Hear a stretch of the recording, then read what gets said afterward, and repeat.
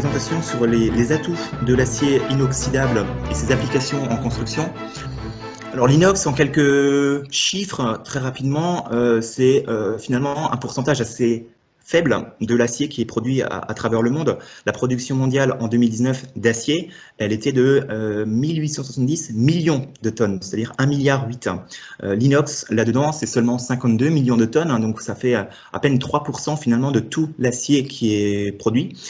Bien sûr, ce que je sous-entends là-dedans, c'est que l'inox est un acier. Et donc ça, c'est sur mes slides suivantes que effectivement je vais expliquer que l'inox, c'est un acier. Il fait partie des aciers. La production donc découpée ici sur ce schéma, c'est, vous voyez, c'est quasiment exclusivement des produits plats, 43 millions de tonnes sur ces 52, et puis environ 9 millions de tonnes de produits longs, qui sont répartis selon ce découpage là que vous voyez de produits semi-finis, donc des tubes, de barres, de fils, et puis en produits plats, donc sous forme de laminé à chaud, de laminé à froid, donc qui sont beaucoup utilisés dans les façades, et ça va être le cœur de notre présentation tout à l'heure, des deux présentations à suivre. Marché européen sur environ 6 millions de tonnes, voilà un camembert à peu près du découpage et des applications de l'acier inox. Je vais en parler de certains, enfin surtout ceux qui sont liés à la construction, bien sûr. L'architecture, construction et infrastructure à gauche ici sur ma diapositive représente un petit 20% de l'utilisation donc de l'inox. Et puis, finalement, l'inox, on le connaît beaucoup mieux en grand public pour tout ce qui est électroménager, ménager, industrie alimentaire. Alors, l'acier, avant de parler d'inox, qu'est-ce que l'acier? L'acier, c'est un alliage. Donc, c'est un élément qui est composé de fer et de carbone, plus d'autres éléments d'alliage dont les valeurs limites sont définies par une norme, et ces valeurs limites, justement, définissent un acier soit qu'on appellera un acier non allié ou un acier allié. Donc, selon qu'on arrive à un certain seuil de tous ces éléments, on va rentrer dans une catégorie acier allié ou acier non allié. L'acier fer-carbone habituel, c'est un acier non allié, mais l'acier inox, justement, il fait partie de ces trois grandes familles, puisqu'il est rangé ici dans les aciers, ce qu'on appelle les aciers alliés.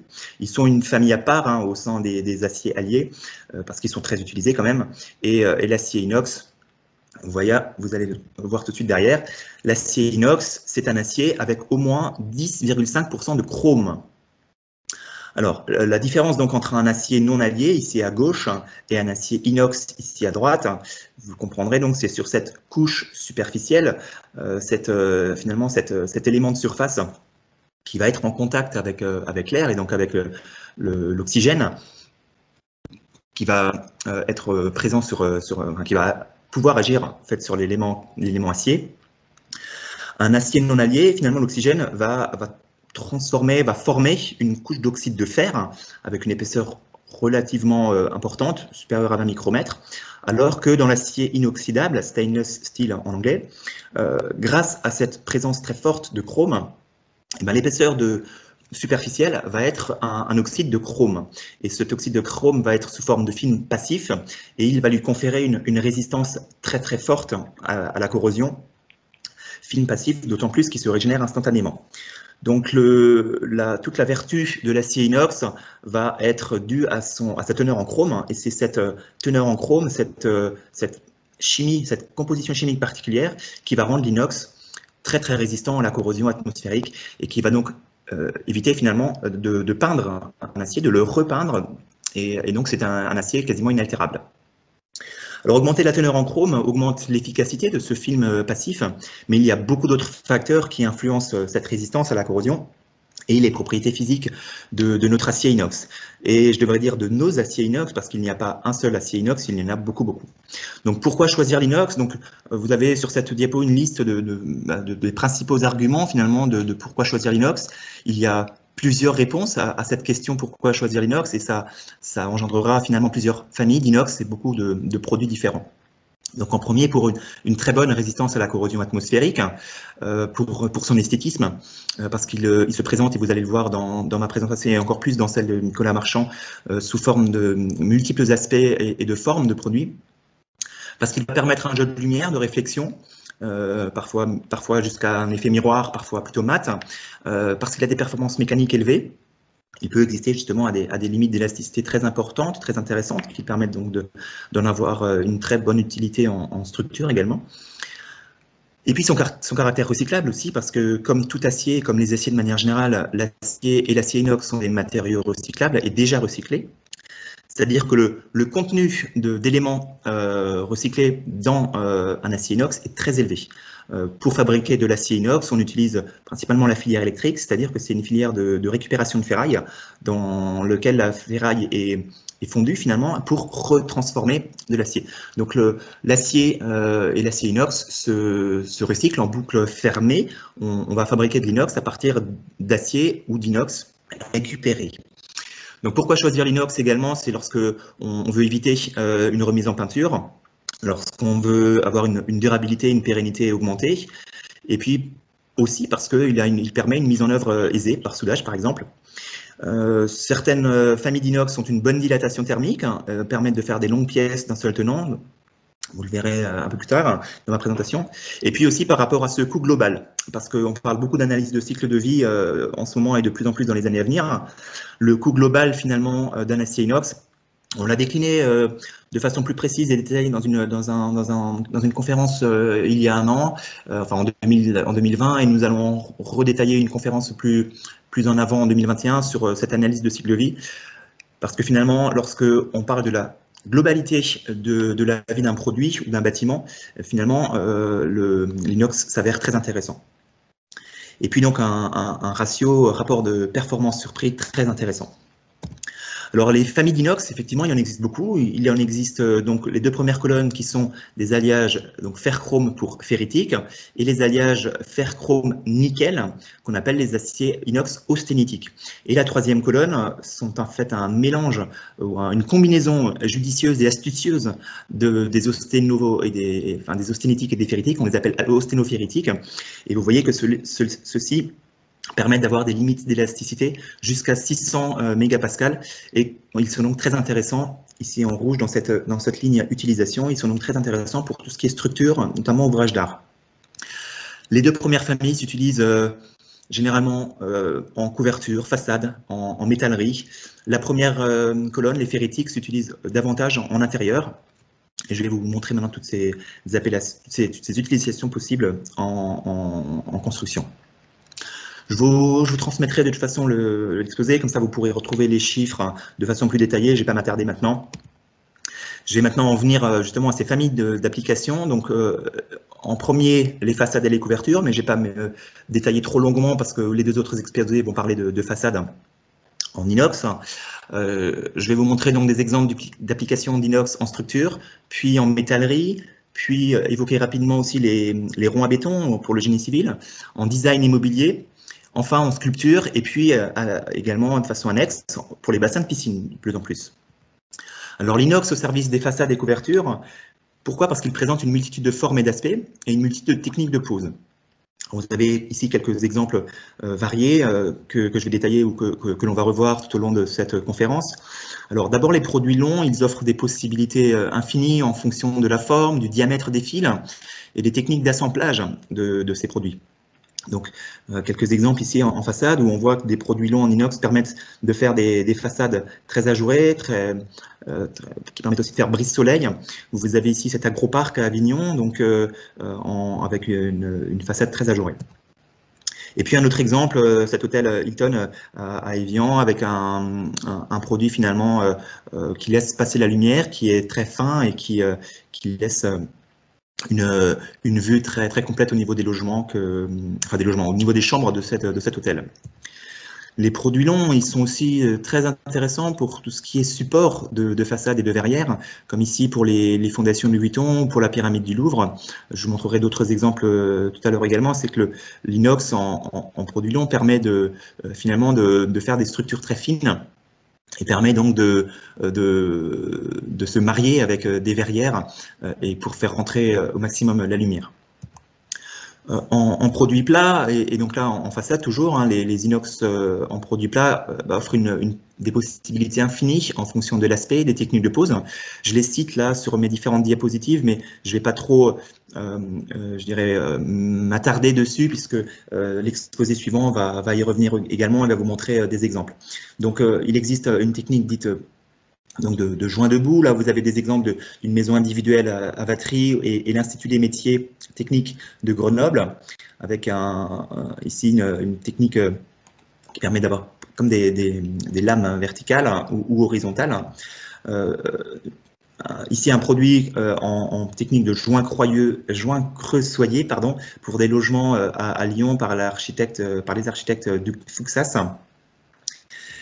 Et puis, quelque chose de très particulier aussi qui va vous être montré tout à l'heure, les écailles, hein, qui permet d'avoir finalement une modénature très particulière, faite de reflets et de croisillons. Les produits nervurés également, avec ce bâtiment qui a été conçu par Manuel Gautran, le Monolithe à Lyon. Donc une façade très réfléchissante également. Et puis en couverture aussi, vous avez des profils nervurés qui peuvent être utilisés, comme ici pour ce campus des métiers et de l'entreprise à Bobigny. Alors en formes différentes, il existe ce qu'on appelle des cassettes, où vous l'avez sous différentes couleurs, différents aspects, avec deux exemples ici, un CFA à Metz et puis la médiathèque de Montargis. Les architectes sont mentionnés ici sur mes diapositives.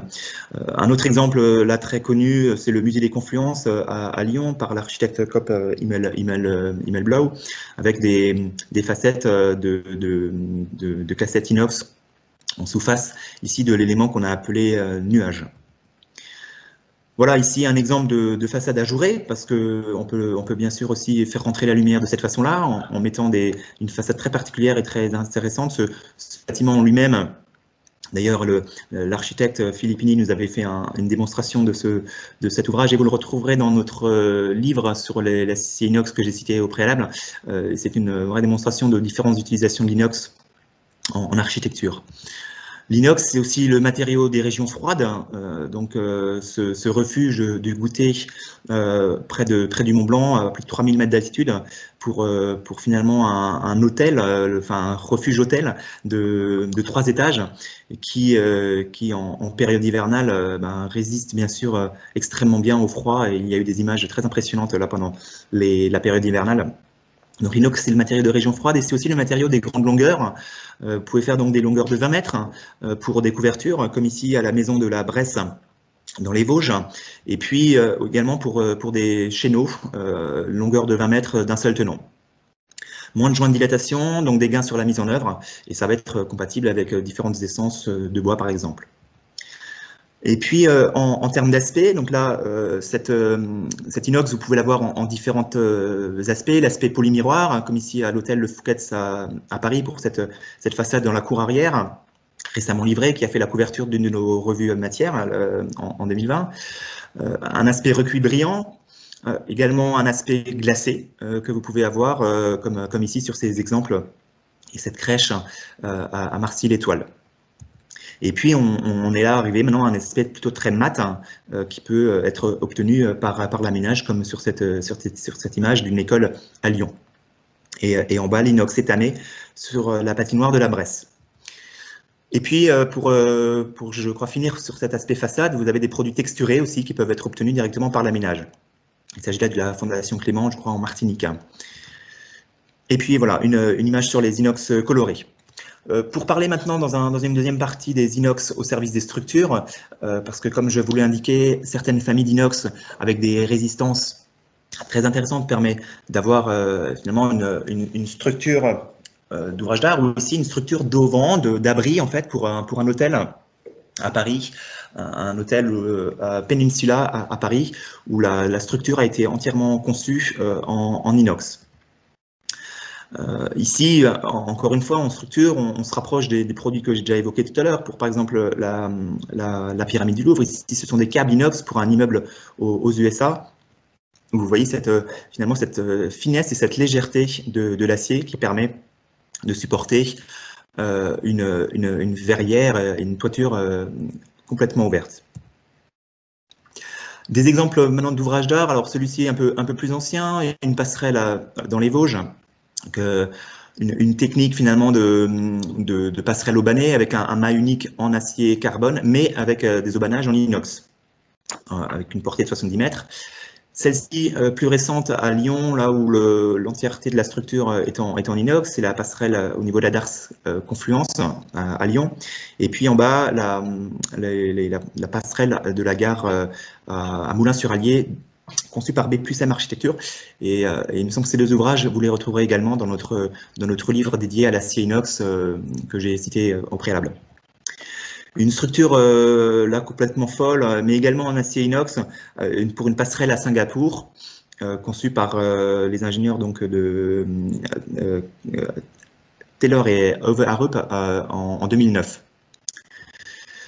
Et puis plus proche de l'Île-de-France, même plus proche d'ici, de chez moi, une passerelle à Andrézy, avec ici un arc en caisson inox parabolique. Vous voyez là ici une structure complètement d'ouvrage d'art très recherché, très ouvragé, avec ici de l'utilisation inox pour des questions aussi, je pense, de maintenance, parce que finalement cette passerelle, on n'a pas besoin d'y toucher, elle n'a plus besoin d'être remise en peinture, et elle a une durée de vie très longue. Voilà, ensuite, la troisième partie, finalement, des applications que l'inox permet, c'est l'inox au service de la métallerie, où je vais vous montrer là beaucoup, finalement, d'utilisations, là, qui peuvent paraître beaucoup plus proches de nous tous, parce que qui n'a pas franchi un escalier avec une main courante, un garde-corps en inox, ou des caillebotis en inox, ou des escaliers, vous allez voir ici nombreux. Alors ici, une façade très architecturale conçue par Francis Soler et Frédéric Dureau pour le ministère de la Culture à Paris, avec de l'inox en façade. Ici, pour la Maison des Associations à Marseille en 2012, avec ici un détail, un focus sur évidemment le percement de cette tôle inox très fine qui permet d'avoir une façade complètement ouverte vers l'extérieur. L'inox au service de la métallerie, ce sont donc par exemple des caillebotis aussi, des structures en caillebotis sur des bancs, des équipements publics, des caillebotis en passerelle, en surface, aux abords de bassins. Ici sur des façades, des brises-vues, des brises-soleil et autres. Et puis donc des garde-corps en inox, c'est un matériau qui est beaucoup utilisé justement pour des protections, donc pour des filets, donc des protections aussi d'escaliers, dans la plupart des gares d'ailleurs en France, hein, vous avez le garde-corps et les filets en inox, et puis pour beaucoup de passerelles récentes, vous avez souvent ce garde-corps et ces mains courantes en inox. Bien sûr, le garde-corps inox se pratique en extérieur, en intérieur, pour des abris de piscine également. Et donc là, c'est un produit qui est finalement très visible. L'inox, vous le retrouverez également pour des couvertures, des marquises, des clôtures. Voilà un autre exemple de garde-corps en inox. En quatrième application, mais là je ne vais pas m'attarder trop, parce que l'inox, donc au service du génie civil et des infrastructures, nous préparerons en 2021 un webinaire dédié donc à ces ronds à béton finalement, qui augmentent la durée de vie d'un acier d'armature. Finalement, utiliser une armature en acier inox plutôt qu'une armature en acier ordinaire permet donc d'augmenter grandement la durabilité et la longévité d'un ouvrage, quel qu'il soit. Et nous en avons parlé déjà en partie lors d'une conférence en 2020, et donc nous en préparons une dédiée sur cette application. Il y a également des éléments moins visibles comme ces grilles ou ces rupteurs thermiques qui peuvent beaucoup être utilisés et qui peuvent donc contenir de l'inox également. L'inox, enfin, encore plus proche des objets du commun. L'inox est au service aussi du design et du mobilier, avec ces quelques exemples dans la vie de tous les jours. Mobilier, équipements urbains, des bancs, des comptoirs, des poubelles, bien sûr. Également des équipements, j'en ai pas mis en photo, je crois, mais qui ressemblent à cette poubelle dans les gares, des équipements chauffants avec des structures en filaire, en acier inox. Mais également dans tout ce qui est automobile, moto, nautisme. L'inox, si vous n'avez pas encore compris le message que je voulais vous faire passer, l'inox, il en a partout autour de nous. Un exemple finalement très imagé de l'inox, cette orgue dans l'église Notre-Dame d'Évreux. Un exemple que j'ai repris, que j'ai trouvé très joli, avec finalement une clôture qui vient ouvrir l'orgue et le refermer, avec donc de l'inox brillant. L'inox, finalement, il est aussi au quotidien dans tous les ustensiles et appareils autour de nous, électroménagers, hôtes, façades de four, bien sûr aussi ustensiles de cuisine. Qui n'a pas une bonne casserole ou des couverts en inox? Parce que l'inox a cette particularité qu'on peut l'entretenir très facilement. Ensuite, en aménagement intérieur, j'ai expliqué ou j'ai évoqué rapidement que la famille des inox ferritiques se prête beaucoup à ces utilisations en intérieur.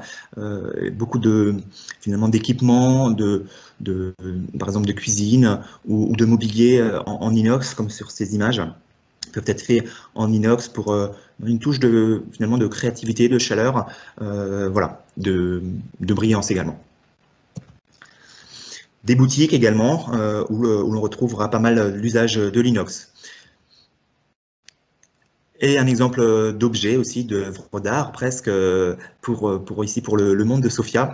Et je fais justement cette transition vers l'inox au service des sculptures, hein, parce que les sculptures inox, il en existe également beaucoup. La plus connue au niveau mondial est ce bean, ce haricot géant à Chicago, avec 168 plaques d'acier inoxydable, pour une sculpture de 10 mètres par 20 mètres, hein, où tout le monde de passage se prend en photo dans cette structure inox. Également une sculpture beaucoup plus ciselée, beaucoup plus fine, beaucoup moins connue en Italie, c'est ce violon en acier inoxydable.